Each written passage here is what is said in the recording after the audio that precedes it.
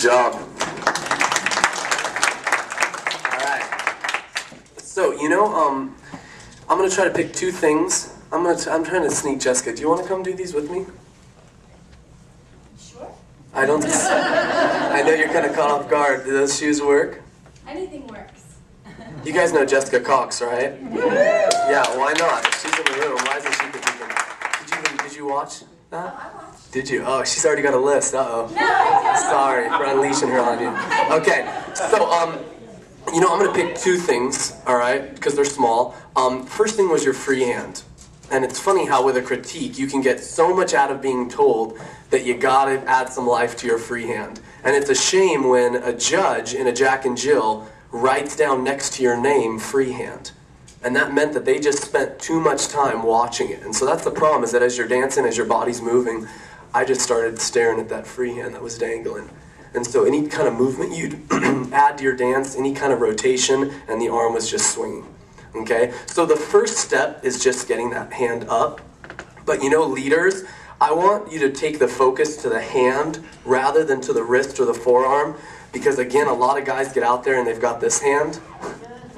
Not the most masculine look. Alright? And it's because someone says get your arm up, and so you pick the arm up and you forget where the energy is. You need to put some energy in your fingers, you need to focus on the hand.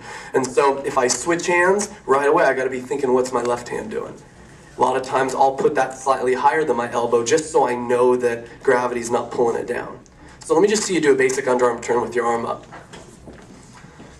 Alright, so you get your free hand up, ready, go, and 1, 2, 3, and 4, 5, and 6. Good, now I want you to do one thing. I want you to turn your thumb up a little more, just kind of snap your finger, and leave it there.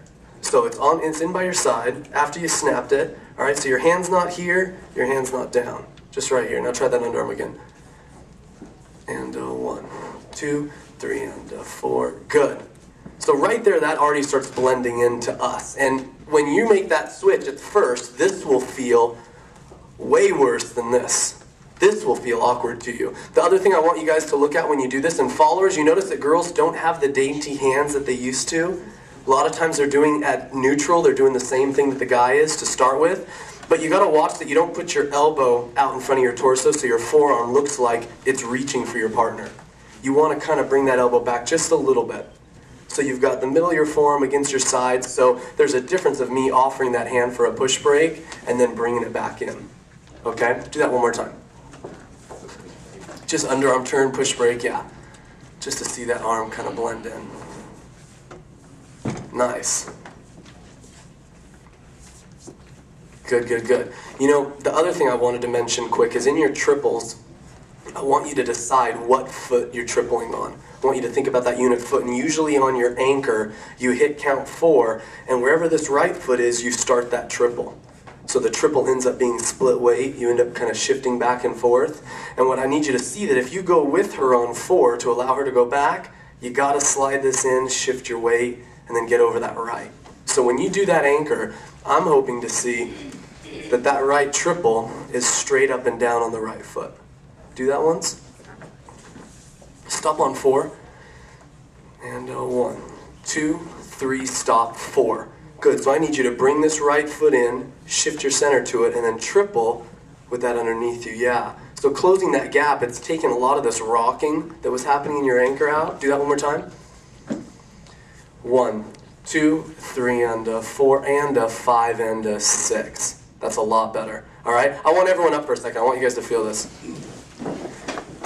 I want the followers to be standing back on your right foot, and I want the leaders to be standing forward on their left foot. So this is count 4. Let's just say it's count 4 of an underarm turn. So guys, if I'm coming around the corner and my follower takes a big 4 and it makes me drive forward, I can't just fall back on that 5.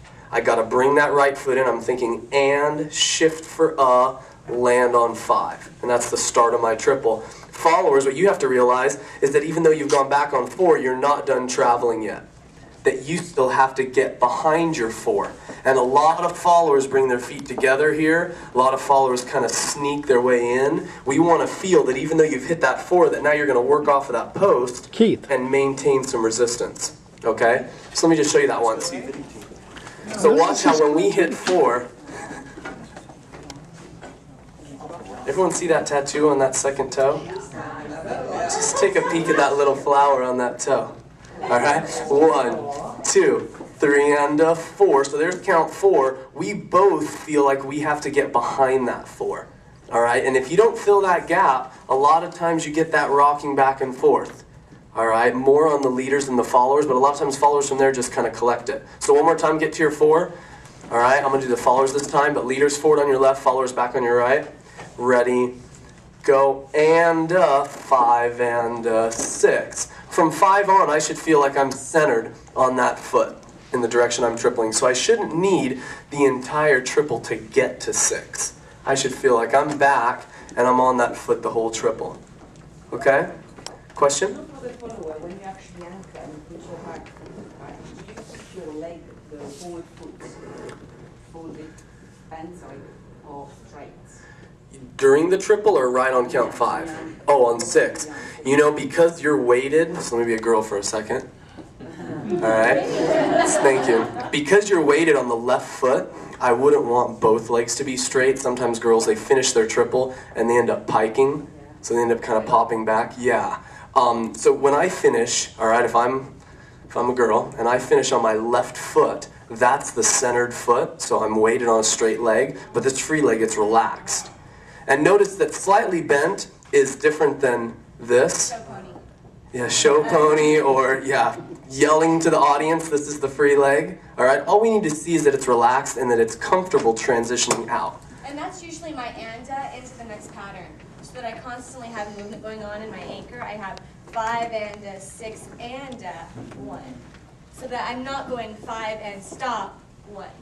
Right? That's still continuing to gather and then take the step on count 1. Okay? You know, the other things is that sometimes when you see the pros pop 2 straight legs, it's because they're getting a double resistance, where on count 6, instead of just maintaining resistance, they got resistance compression, and so what you'll see sometimes is on count 1 that they're being pushed away, and that's just a different form of connection. So if I was pushing my follower away from me, you would see 5 and 6, sometimes you'd see us pop back in the hips and we'd hitch. So both legs would straighten. And I do see people see that socially with the pro dancers, and so I see girls go 5 and 6 and they try to pop back.